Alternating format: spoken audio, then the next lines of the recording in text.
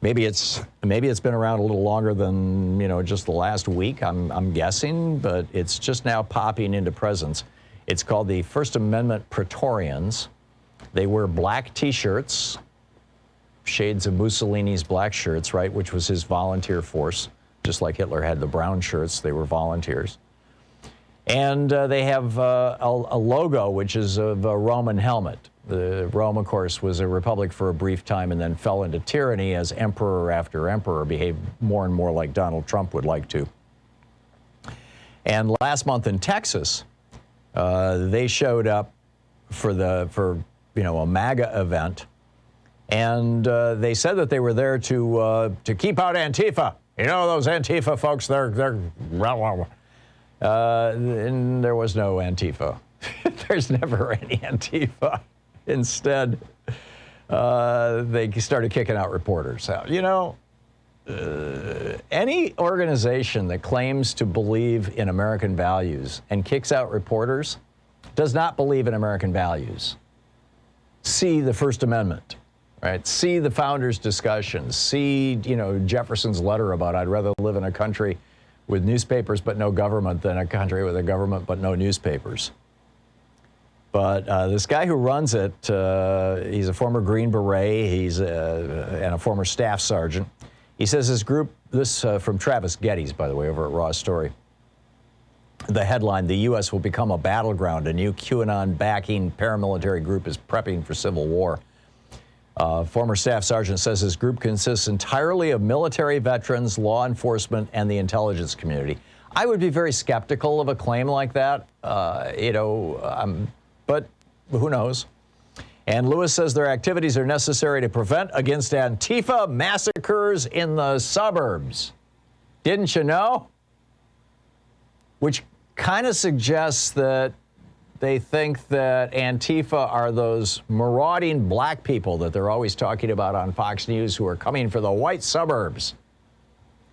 But my read of Antifa is that it's mostly a white movement that, is kind of aligned with and supportive of Black Lives Matter, a largely black movement, although both have, people of all varieties in their organizations.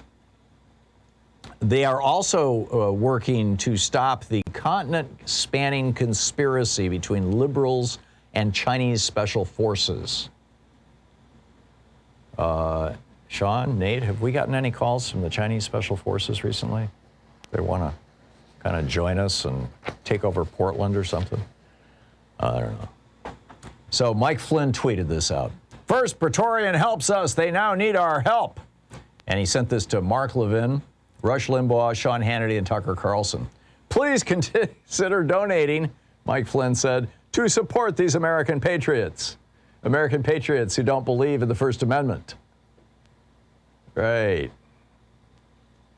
The guy who is the founder, by the way, was present at the Stop the Steal rally ahead of the January 6th insurrection. We don't have any specific photos of him being inside the Capitol, but he tweeted his apparent support minutes before the perimeter was breached. At 2:18 p.m., he tweeted, "Today is the day the true battles begin."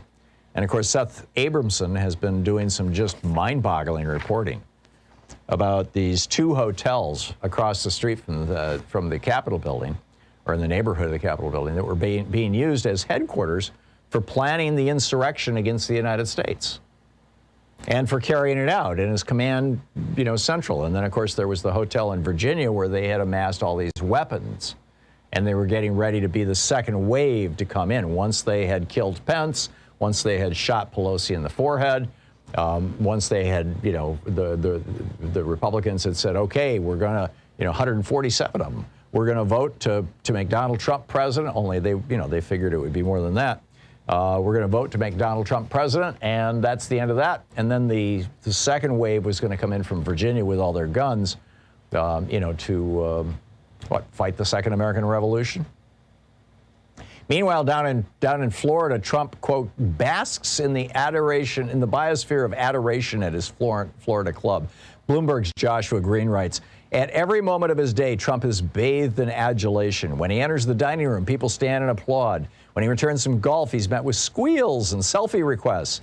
When he leaves Mar-a-Lago, he often encounters flag-waving throngs organized by a former professional harmonica player and anti-abortion activist who runs pro-Trump rallies in Palm Beach. In this gilded biosphere, Green writes, Trump encounters no one who isn't vocally gratified by his presence. It's absolutely bizarre. Now his children, Ivanka and Don Jr., bought multi-million-dollar houses nearby. Fox News broadcasters Sean Hannity and Neil Cavuto have bought multi-million-dollar estates nearby. They noted Democratic strategist Eddie Vail. He says, it's like Rachel Maddow and Pod Save America guys all bought condos in Chicago so they could hang out with Obama.